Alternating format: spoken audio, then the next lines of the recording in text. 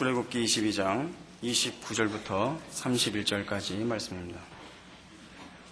너는 너의 추수한 것과 너의 짜낸 집을 드리기에 더디게 말지며 너의 처음 난 아들들을 내게 줄지며 너의 소와 양도 그 일례로 하되 7일 동안 어미와 함께 있게 하다가 8일 만에 내게 줄지니라. 너희는 내게 거룩한 사람이 될지니 들에서 짐승에게 찢긴 것의 고기를 먹지 말고 개에게 던질지니라. 출애굽기 21장에서 23장에 달하는 이 세 장 속에는 이제 이스라엘 공동체에게 준 사회법들이 기록되어 있습니다.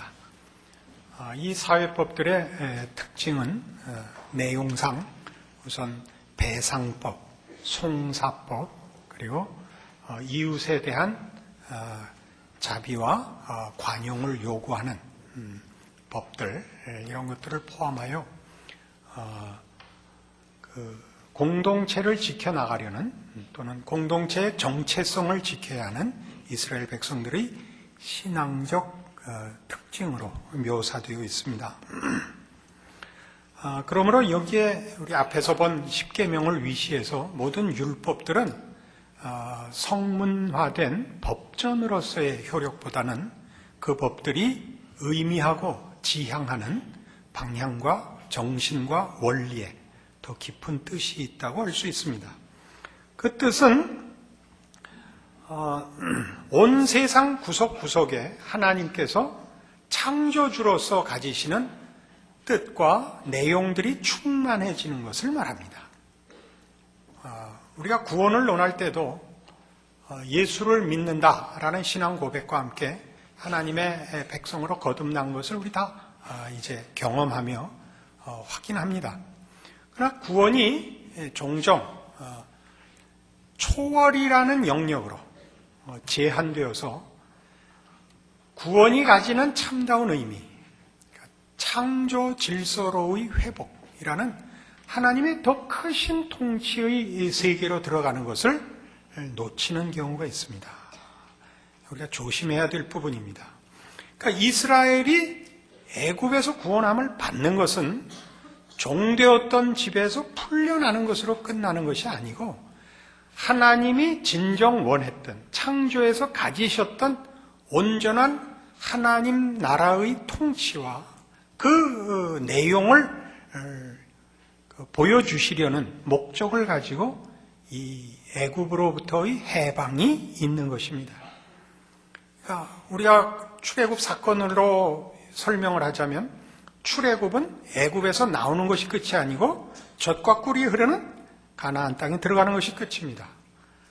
내용상 바로의 통치 하에서 종으로 살며 곤고한 날을 보내던 자리로부터 구원함을 얻어 하나님의 통치, 하나님의 은혜로우심과 복주심으로 말미암아 사는 자들의 복된 것을 보여주는데 궁극적인 뜻이 있습니다. 아까 설명한 대로 구원이 그렇습니다. 구원은 구속사역이라는, 구원사역이라는 것으로만 좁혀가지 마시고 그것이 하나님의 원래의 뜻, 창조주로서의 하나님 되심의 우리를 회복하사 우리로 하여금 하나님 통치를 세상 구석구석에 실현케 하시는 데 뜻이 있습니다. 예를 들면 이런 겁니다. 언젠가 한번 개인 병원에 입원을 한 적이 있는데 그 엘리베이터 안에서 어느 날 이 일이 벌어졌습니다. 별로 손님이 많지 않은 개인 병원이니까 엘리베이터 안에 어느 날 젊은 부부하고 저하고 셋이 엘리베이터 안에 있게 됐습니다. 아주 표정이 좋고 인사도 잘 하더라고요. 안녕하십니까? 그러더니 여전히 웃는 낯으로 아저씨, 우리 예수 믿고 함께 천국 가요? 그러시더라고요. 그래서, 네, 저도 예수 믿습니다. 그랬거든요. 근데 또 생글생글 웃으면서, 구원 확신은 있으세요? 그러시더라고요. 그래서 제가, 저 목사입니다. 그랬죠. 또다시 생글생글 웃으면서, 목사님은 구원 확신이 있으세요? 속으로 엿이나 먹어라. 그래서, 대화가 끝이 났습니다. 그렇게 험한 뜻은 아닙니다. 그러나 이제 바로 오늘 얘기하려는 이 대목 때문에 제가 험한 표현을 썼는데 명절에는 엿을 먹기도 합니다. 그렇게 밖에는 예수 믿는 것을 설명할 수도, 신앙의 실천도 할 수 없는 것에 대한 제 좀 안타까운 표현이었습니다. 아직도 그 웃는 모습이 선히 기억이 나고 아주 열심히 믿는 사람이라는 것을 아주 좋게 기억하고 있습니다. 근데 우리 많은 성도들이 이 오해를 하고 있죠. 예수를 믿고 나면 그 다음에 할 일은 예수 믿는 일에 쓸모가 있기를 바라서 출애굽 사건으로 얘기를 하자면 홍해에서 뱃사공이 되는 겁니다. 아시겠죠? 가나안을 안 가는 겁니다. 홍해를 나르는, 손님을 나르는 뱃사공이 되거나 나이가 들어서 노를 저을 수 없게 되면 횟집을 열거나 이게 다가 됩니다. 이건 안 됩니다. 가나안을 가셔야 됩니다. 그게 지금 하는 얘기입니다. 하나님의 구원자 되신, 우리를 사랑하사 그 아들을 보내어 우리를 죄와 사망에서 꺼내신 우리 하나님 아버지는 천지를 지으신 창조주시며 역사를 주관하시고 종말을 약속하신 우리 하나님이십니다. 종말을 약속했다는 것은 그가 가지시는 은혜와 구원과 복주심을 완성할 날을 약속하신 분입니다. 그는 일하고 계십니다.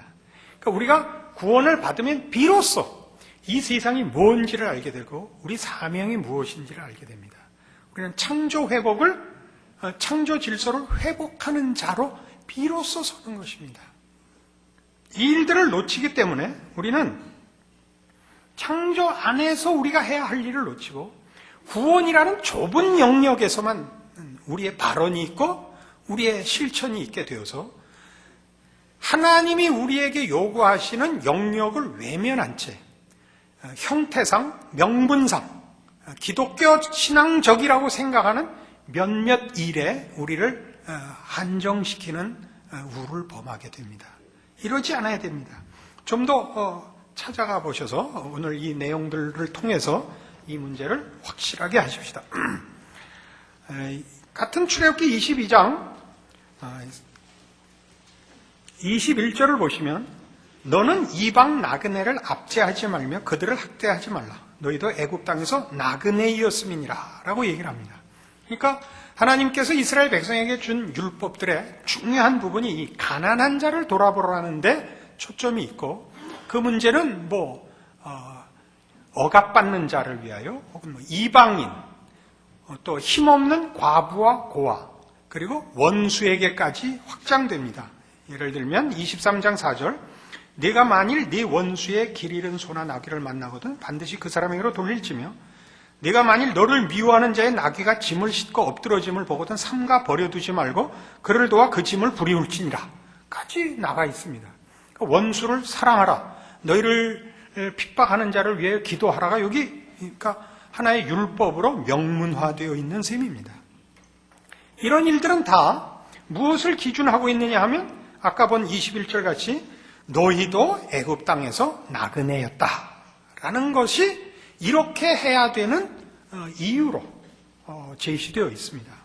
그것은 무슨 얘기냐 하면 하나님이 이스라엘 백성을 종되었던 애굽 땅에서 꺼내준 이유는 하나님의 은혜로우심과 자비하심이 오직 이유였지 이스라엘의 남다름은 없었습니다. 이스라엘이 자기 실력으로 자기 힘으로 애굽을 정복하여 나온 것이 아니고 하나님이 저들을 풀어준 것입니다. 그러니까 이스라엘 백성이 이런 율법을 행해야 되는 이유는 이 법을 내린 이가 누구냐에 관한 문제고 그걸 지켜야 되는 이유는 이들이 먼저 이 은혜를 받았기 때문입니다. 그렇죠? 그러니까 저들이 이 법을 지키는 이유는 이스라엘을 애굽 땅에서 인도하여 낸 하나님이 누구신가에 대한 증명입니다. 그 하나님은 은혜로우신 하나님입니다. 그래서 이스라엘을 애굽에서 구원해 주신 것입니다. 우리 신약 성도들 식으로 얘기를 하자면 우리가 예수를 믿는다고 얘기를 하면 우리 원수를 사랑해야 됩니다. 그리고 무지한 자들을 용서해야 됩니다. 왜요? 우리가 죄인 되었을 때 구원함을 받았기 때문입니다. 그러니까 우리가 예수를 믿는다고 하면서 예수 믿지 않는 자들을 경멸하거나 못났다고 생각을 하면 그건 전혀 신앙이 아닙니다. 그럼 우리는 똑똑해서 구원을 얻었고 우리가 힘써서 이 자리에 왔다고 자랑하는 꼴이 되기 때문입니다. 그리고 그것을 요구하는 것은 하나님이 이런 자비하신 분이라는 표입니다. 그러니까 우리가 전도를 할 때 특히 이 잘못을 저지르는데 믿지 않는 자에게 내가 복음을 전한다는 그 우월감 때문에 우리는 무례를 범하기 일쑤입니다. 그리고 억압적으로 나가죠. 밀고 그 반응을 제대로 보이지 않으면 속으로 스스로 심판을 확정해버립니다. 넌 지옥 가서 꼭 맞다. 이건 안 됩니다. 이거는 우리의 정체성을 부인하는 것이며 하나님의 하나님 되심을 가리우는 것입니다.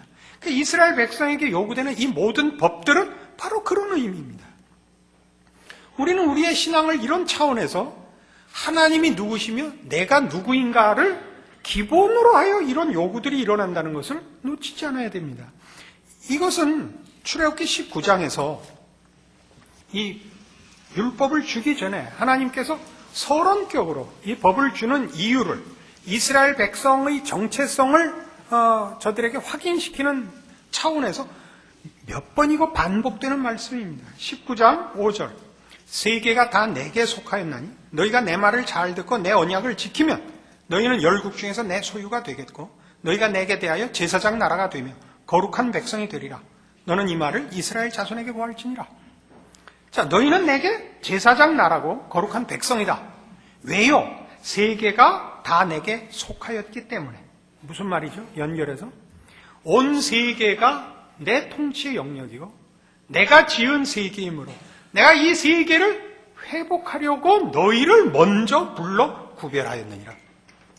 그러니까 너희는 내가 너희에게 한 일이 전 세계를 향한, 전 역사를 향한 내 계획과 뜻의 시작인 줄로 이해하고 내 법을 지키며 내 통치와 이 통치권을 주장하시는 이의 정체성을 증거하는 일을 너희들의 사명으로 알아라.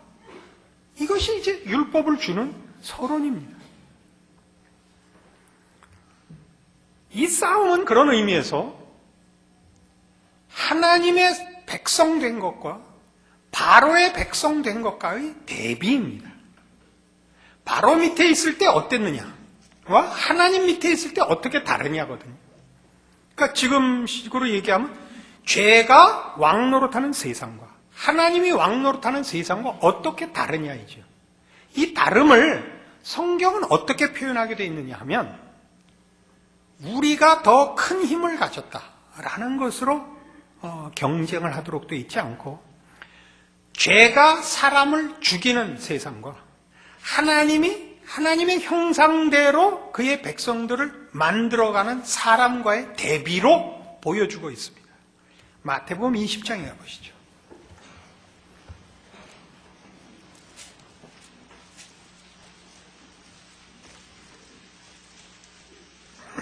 마태복음 20장 25절 예수께서 제자들을 불러다가 가라사대 이방인의 집권자들이 저희를 임의로 주관하고 그 대인들이 저희에게 권세를 부리는 줄을 너희가 알거니와 너희 중에는 그렇지 아니하니 너희 중에 누구든지 크고자 하는 자는 너희를 섬기는 자가 되고 너희 중에 누구든지 으뜸이 되고자 하는 자는 너희 종이 되어야 하리라.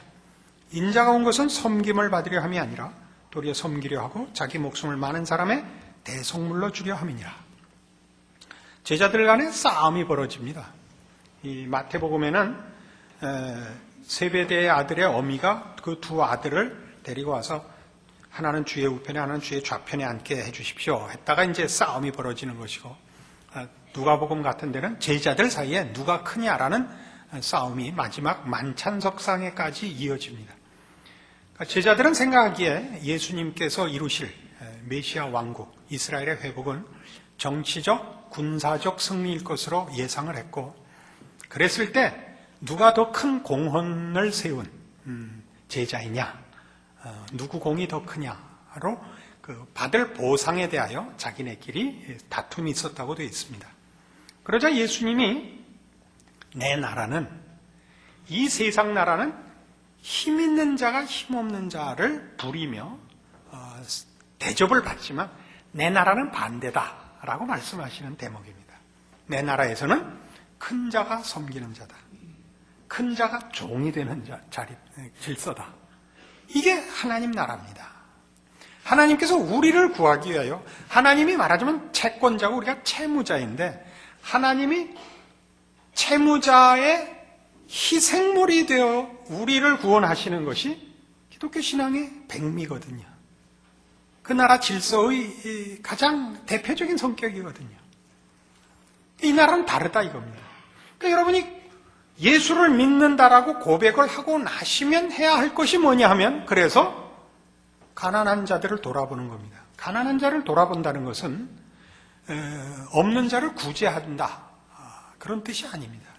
억울한 자를 돌아봐야 된다, 사회 정의를 실현해야 된다, 이렇게 간단한 문제가 아니고, 그렇게 가면 우리는 다시 힘의 논리로 갑니다. 도와줘도 보상을 받을 수 없는 사람을 돕는다는 뜻입니다. 보상을 바라지 않고 돕는다. 가난한 자, 힘없는 자를 도와봤자 그 사람에게 아무런 보상을 받을 수가 없습니다. 그러나 하나님 나라는 이것이 가장 근본된 질서입니다. 불쌍한 자를 돕는 것. 예수님께서 그의 공생의 기간에 많은 병자를 고치시고 귀신을 쫓아내시며 가난한 자들을 위로하셨습니다. 거기에 물론 믿음을 보시고 라고 명시되어 있는 사건이 있습니다. 그러나 거의 대부분의 경우는 이것이 유일한 이유였습니다. 저들을 불쌍히 여기사 민망히 여기시고 고쳐주셨다. 이것이 복음서의 예수님의 행적입니다. 그러니까 우리에게도 그걸 하려는 겁니다. 말하자면 섬기라는 것입니다. 지배하려고 하지 마십시오. 이 나라를 기독교 국가로 만들려고 하지 마십시오. 기독교가 힘을 가지자 그러지 마시고 십자가를 지셔야 합니다. 그러니까 우리 모두가 신앙생활을 잘 하지 못하는 이유가 뭐냐면 우린 힘을 원하고 있기 때문입니다. 섬기려 하지 않고 섬김을 받으려고 하기 때문입니다. 힘으로 우리의 믿음을 확인하려고 합니다. 어느 교회나 있는 불평의 제일 첫 번째는 이겁니다. 어느 교회나 있는 불평의 상위 5가지 중에 첫 번째는 공통적으로 우리 교회는 사랑이 없어. 어느 교회나 하는 불평입니다. 이 말이 갖는 의미를 아시겠습니까? 내가 왔는데 아무도 아는 척을 안 한다 이거예요. 내가 왔는데, 응? 내가 왔는데 아무도 안 알아주더라 이거예요. 지 말로 지 신앙을 고백하는 거죠. 섬김을 받으려니까 섭섭하죠. 섬기셔야 된다니까요. 여러분 누구 얘기할 때 얘기 끝까지 들어보신 적 있어요? 이 설교 시간은 질문 시간이 없어서 답답해 죽겠죠. 억울하면 신학하세요. 얘기 들어주는 거 큰 섬김입니다. 큰 섬김입니다. 그리고 편 드세요. 무슨 얘기만 하면 지 얘기하는 사람이 있어요. 그까짓 거 갖고 그래. 나는 뭐. 지금 이 사람이 답답해서 자기 얘기하는데 왜 지가 나서서. 군대 얘기하면요. 제일 재밌는 게 이겁니다. 야, 그거 갖고 그래. 나는 군대 얘기 할 거 많죠. 할 거 많습니다. 누구나 고생하고, 누구나 억울한 일을 당하고, 그 누구다 또 뭐 그 중에도 재수가 좋아서 병신 안 되고 제대했습니다. 그러나 얘기는 들어주는 게 최고의 미덕입니다. 그리고 편을 드십시오. 그까짓 거 그러지 말고. 요새는 그까이 거 그러던데. 그러지 말고 들어주시고 편 들어주세요. 야, 힘들었겠다. 야, 고생했겠다. 너 어떻게 참았니? 너 대단하다. 이건 우리 삶의 모든 정황에서 필요한 우리의 사명입니다. 이 일은 매일 몇십 개, 몇백 개가 우리 앞에 옵니다. 근데 이거 다 외면하고 잘난 척하고 큰 소리 칠 건수만 찾으니까 평생 안 오죠. 기도해도 응답이 없고. 아닙니다. 섬기십시오. 여러분은 종이 되셔야 합니다. 예수님이 십자가에 달리자 모두가 이 궁금한 이 조롱을 했습니다. 네가 왜 남은 고치고 다른 사람은 죽은 자도 살렸으면서 너는 죽느냐? 네가 만일 하나님의 아들이었든 내려와봐라. 이게 조롱이면서 궁금증이고 답답함이었습니다. 하나님인데 왜 죽냐? 예수님의 대답은 이거였죠. 아버지여 저들을 사하소서. 저들이 자기가 하는 일을 알지 못하나이다. 하나님 나라의 질서를 모릅니다. 우리가 믿는, 우리가 아버지라고 부르는 우리 하나님은 통 모르는 겁니다. 우리 하나님은 자비로우시고 은혜로우시고 노하기를 더디하시는 참으로 우리 하나님 아버지십니다. 우리의 잘못대로 못난 대로 갚지 아니하시며 우리의 행동대로 심판하지 않으십니다. 우리는 그 일에 증인이요 그의 사랑을 입은 자로 서 있습니다. 이게 신자들의 신앙 생활이고 신앙 고백입니다. 우린 그 길을 가야 합니다. 이 하나님을 아버지라 불러 그의 은혜를 입은 자로서 은혜를 나누고 사랑을 나누고 용서를 나누도록 부름받고 있습니다. 이것이 여러분들이 하셔야 할 일이고 어느 누구에게나 매일 모든 삶의 정황에서 부닥치는 신앙적인 싸움거리들입니다. 이 일을 해보십시오. 섬겨보십시오. 기쁨이 충만할 것입니다. 성경이 그렇게 약속했습니다. 그래서 이 마태복음 5장에 가시면 성도들의 신앙생활에 관한 대표적인 이 표현이 가지는 의미를 이렇게 성경이 말하고 있습니다. 마태복음 5장 13절 너희는 세상의 소금이니 소금이 만일 그 맛을 잃으면 무엇으로 짜게 하리요? 후에는 아무 쓸데없어 다만 밖에 버리고 사람에게 밟힐 뿐이니라. 너희는 세상의 빛이라. 산 위에 있는 동네가 숨기우지 못할 것이요 사람이 등불을 켜서 말 아래 두지 아니하고 등경 위에 두나니 이러므로 집안 모든 사람에게 비치느니라. 이같이 너희 빛을 사람 앞에 비치게 하여 저희로 너희 착한 행실을 보고 하늘에 계신 너희 아버지께 영광을 돌리게 하라. 빛과 소금이라는 것은 예수를 믿는 신자들에게 주어진 첫 번째 사명이요 대표적 성격입니다. 그렇죠? 우린 빛이고 소금입니다. 소금은 그 정체성을 잃으면 끝입니다. 그렇지 않습니까? 소금이 정체성을 잃으면 어떻게 합니까? 그리고 빛을 비추라고 비치지 감출 건 뭐 때문에 비치겠습니까? 그렇지 않습니까? 그 얘기죠. 그러니까 이스라엘 백성이 가난한 자를 돌아보지 않으며 섬기는 삶을 살지 않으면 그들은 자신의 정체성을 놓치는 것이 된다는 뜻입니다. 왜요? 그들이 지금 이 율법을 받은 이유가 하나님이 저들을 종되었던 애굽에서 꺼냈기 때문에 할 수 있는 일이거든요. 그러니까 자신들을 종되었던 애굽에서 꺼내어 하나님의 백성으로 삼았기 때문에 그는 우리를 의와 진리의 거룩함으로 지으셨기 때문에 우리는 비로소 이 공의와 이 관용을 베풀 수 있는 자리에 와 있는 거거든요. 그러니까 하나님의 율법을 받는다는 것은 이미 그 율법을 받기 전에 하나님이 우리의 아버지 되셨기 때문에 이것을 우리의 정체성과 하나님의 목적하심을 따라 연결된 밀접하게 연합된 우리의 정체요, 우리의 행위요, 우리의 실천일 수밖에 없는 것이거든요. 그러니까 이 율법을 어기면 우리는 하나님이 누구신가도 부인하는 것이 되고 하나님이 우리를 종되었던 땅에서 구원했다는 우리의 역사성도 부인하는 것이 됩니다. 그런 일은 있을 수가 없습니다. 역사적인 현실인데. 그러니까 동일하게 지금 주어지죠. 너희는 소금이다. 너희는 빛이다.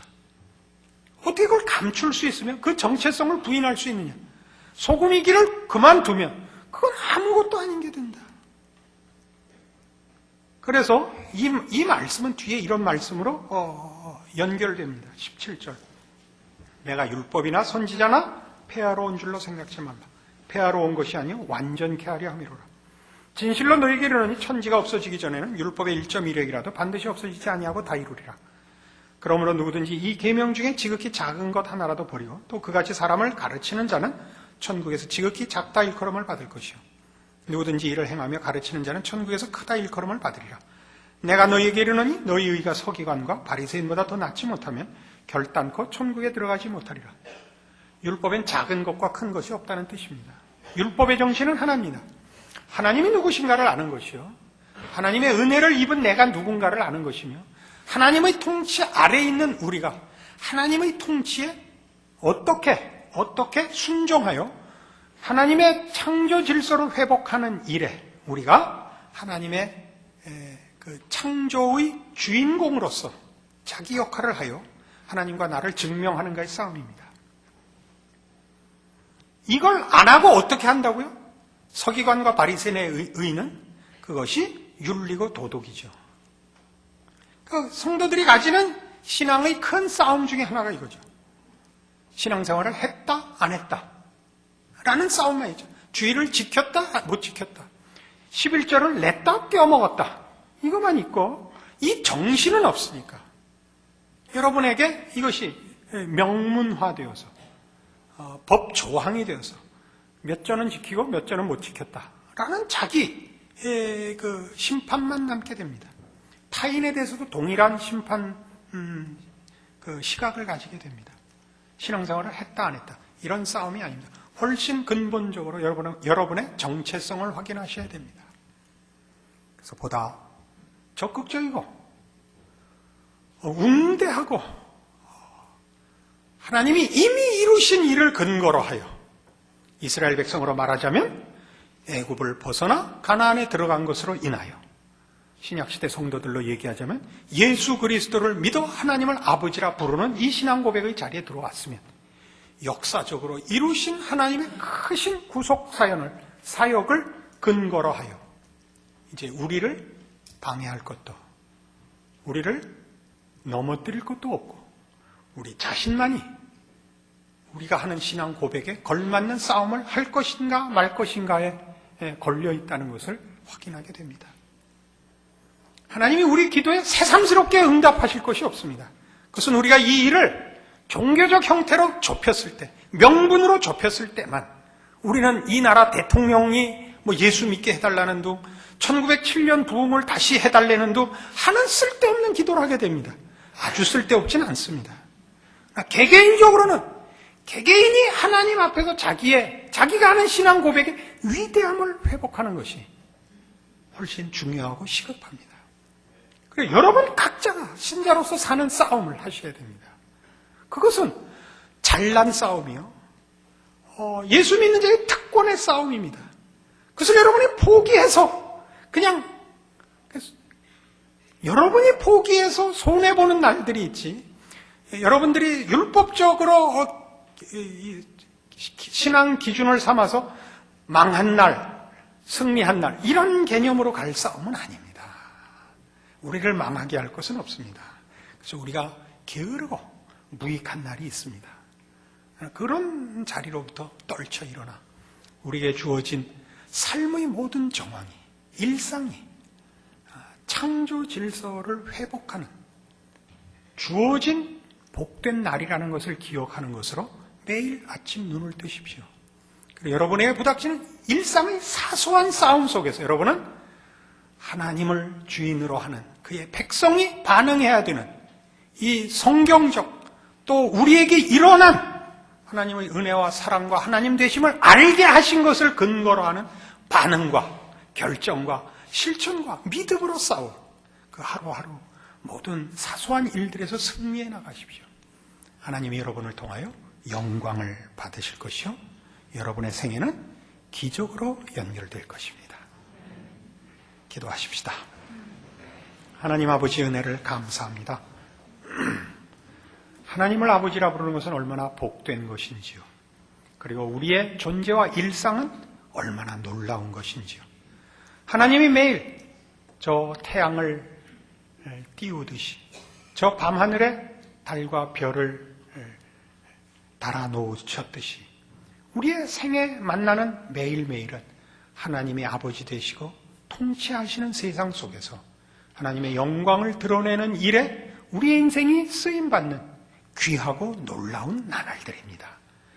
우리가 어디에 와 있고 우리에게 허락된 것이 무엇인지를 기억하여 이것이 우리의 특권이요, 자랑이요, 우리의 고백이요, 우리의 마땅한 인생의 책임인 것을 기억하여 믿음으로 승리하는 우리들 되게 하사 주께서 어떻게 작은 일을 통하여 큰 일을 이루시며 영광 받으시며 그리고 우리의 작은 일들이 어떻게 오병이어의 기적을 낳는가 확인하는 신자의 참된 승리로 이어지는 우리 모두의 신앙 고백과 생애가 되게 하여 주시옵소서.